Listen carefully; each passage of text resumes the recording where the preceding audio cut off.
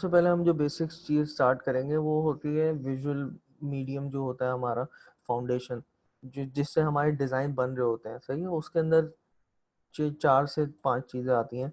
सबसे पहले लाइन होती है, उसके बाद आपका शेप होता है, उसके बाद फॉर्म होती है, टेक्सचर होता है, बैलेंस होता है। ये कुछ ऐसी चीज़ें जो आपको कोई भी ऐसा बंदा नहीं बताता जो कि फोटोशॉप सिखा रहा है, क्योंकि ये चीज़ फोटोशॉप में लोग नहीं सिखाते। फोटोशॉप एक टूल है। आपने टूल सीख लिया कि भाई आपने लाइन कैसे बनानी है, आपने सर्कल कैसे बनाना है, या आपने उसके अंदर कलर कैसे फिल करना है, बट वो सेंस नहीं आता लोगों को कि डिज़ाइन के अंदर क्या चीज़ अच्छी लगेगी, क्या चीज़ बुरी लगेगी। तो वो चीज़ एक बहुत इम्पोर्टेंट है। सबसे पहले हम लाइन पे बात करते हैं। लाइन जो है वो एक शेप होता है जो कि वन और मोर पॉइंट्स को कनेक्ट करता है। इससे हम बहुत ज़्यादा इंटरेस्टिंग चीज़ें बना सकते हैं। सिर्फ लाइन से ही हम पूरे पूरे डिज़ाइन बना लेते हैं। ये आपकी लाइन है। अब लाइन जो है वो बेसिकली ड्राइंग्स और इलस्ट्रेशंस के अंदर ज़्यादा यूज़ होती है, और ये एज अ ग्राफिक एलिमेंट भी हम यूज़ कर लेते हैं टेक्सचर्स, पैटर्न या बैकग्राउंड्स के अंदर। जैसे यहाँ पे आपको एग्जांपल दी हुई है, यहाँ पे लाइन से ही एक पीछे कितना प्यारा एक टेक्सचर बैकग्राउंड बनाया हुआ है। तो ये एक लाइन की एग्जांपल है। लाइन बहुत इंपॉर्टेंट चीज़ होती है, और कॉम्पोजिशंस को जो है वो थोड़ा-सा एम्फसाइज़ करने के लिए, ऑर्गेनाइज़ करने के लिए काम आती है। या आप कोई हायरार्की बना रहे हैं किसी चीज़ की, आपने हेडिंग्स दे दी हैं, उनको आपने डिफरेंशिएट करना है, उसके लिए हम लाइन्स वगैरह यूज़ करते हैं, और काफ़ी चीज़ों में यूज़ होती है लाइन। सही। अब उसके अलावा आपका आ गया शेप। शेप जो है वो आपके बेसिक शेप्स होते हैं जो कि ज़्यादातर सॉफ्टवेयर्स में यूज़ हो रहे होते हैं। सर्कल, स्क्वायर, रेक्टेंगल, और बाकी शेप्स भी होते हैं, बट प्राइमरी शेप्स ये होते हैं जो कि हम यूज़ कर रहे होते हैं। इन्हीं से, अब जैसे ट्रायंगल है उससे आपका हेक्सागोन बन जाता है, स्क्वायर से आपका रेक्टेंगल बन जाता है। तो इसी से ही हमारा ज़्यादातर शेप जो है वो बन रहे होते हैं। शेप्स के अंदर ये ज्योमेट्रिक शेप्स होते हैं जो कि आपको दिख रहे होंगे राइट हैंड पे, लेफ्ट हैंड पे सॉरी। स्क्वायर हो गया, सर्कल हो गया, ये फ्लावर टाइप का शेप है, सही है। ये स्टार हो गया, ट्रायंगल हो गया, ये ज्योमेट्रिक शेप्स होते हैं। ये आपको ज्योमेट्रिकल, बेसिकली ज्योमेट्रिक शेप्स वो होते हैं जो कि आपके दोनों, अगर आपको आप उनको सेंटर में से कट करें उस शेप को, तो आपको दोनों साइड पे बिल्कुल एक्यूरेट सेम चीज मिलेगी, और वो सिमेट्रिक कहलाती है, सिमेट्रिक शेप होते हैं। और जितने भी ज्योमेट्रिक शेप्स हैं सॉफ्टवेयर्स के अंदर हम वही ज़्यादातर यूज़ कर रहे होते हैं। ये ऑर्गेनिक शेप्स हैं जो कि आपको मैंने बताया अभी कि दोनों साइड्स आप सेंटर से डिवाइड करेंगे तो दोनों साइड पे ज्योमेट्रिक शेप्स बिल्कुल इक्वल होते हैं। ये जो है वो बिल्कुल इक्वल नहीं होंगे, ये अलग अलग होंगे। अब इसकी कुछ एग्जांपल्स हैं शेप से, देखें आप आइकन्स वगैरह बना सकते हैं।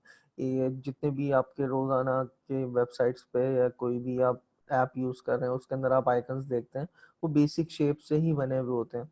आपको ये रियलाइज नहीं हो रहा होता है, बट कहीं ना कहीं उसके अंदर बेसिक शेप्स का जो है वो टच होता है, और उनको यूज करते हैं।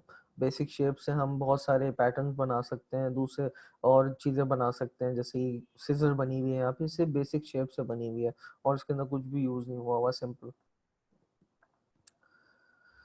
सही। अब फॉर्म को भी रहने देते हैं, हम फॉर्म थोड़ा सा आगे जाके आएगा। हम टेक्सचर की बात करते हैं। अच्छा, टेक्सचर जो है वो कोई भी अ, किसी भी इलस्ट्रेशन को या किसी भी एलिमेंट को जो हम डिज़ाइन में यूज़ कर रहे हैं, उसको थोड़ा-सा एम्फसाइज़ करने के लिए या उसको थोड़ा-सा रियल बनाने के लिए यूज़ होता है। जैसे आप कोई भी चीज़ बना रहे हैं, जैसे वॉल आपने बनाई है सिंपल, अगर आपने एक वॉल बना के खड़ी कर दी है और बिल्कुल प्लेन ब्लैक कलर की या वाइट कलर की, तो उसके अंदर कोई भी उस वो लगेगा नहीं कि वो वॉल है। अब उसके ऊपर हम वॉल का टेक्सचर डालेंगे, उसके अंदर थोड़ी-सी डेप्थ आएगी। सही है? उसके अंदर थोड़ा-सा लगेगा कि हाँ, ये वॉल है। और अब जैसे सामने ये इमेज आपको दिख रही है, ये जो वॉल है सामने, ये बिल्कुल फ्लैट है, ये कोई 3D इमेज नहीं है। बट देखें हमने इसके अंदर टेक्सचर डाले हुए हैं, अलग-अलग एंगल्स से टेक्सचर डाले हुए हैं, तो ये ऐसा लग रहा है कि आपके पास 3D इमेज है कोई, आप वॉल को जो है वो 3 डायमेंशन में देख रहे हैं। इसी तरह दूसरे टेक्सचर्स भी होते हैं जो कि रफ टेक्सचर्स होते हैं, हम बैकग्राउंड वगैरह में यूज करते हैं, ये हम पढ़ेंगे आगे जाके थोड़ा सा और उसमें। बैलेंस, बैलेंस जो है वो हमारे डिजाइन में बहुत इंपॉर्टेंट होता है। बैलेंस का मतलब सिर्फ ये नहीं होता है कि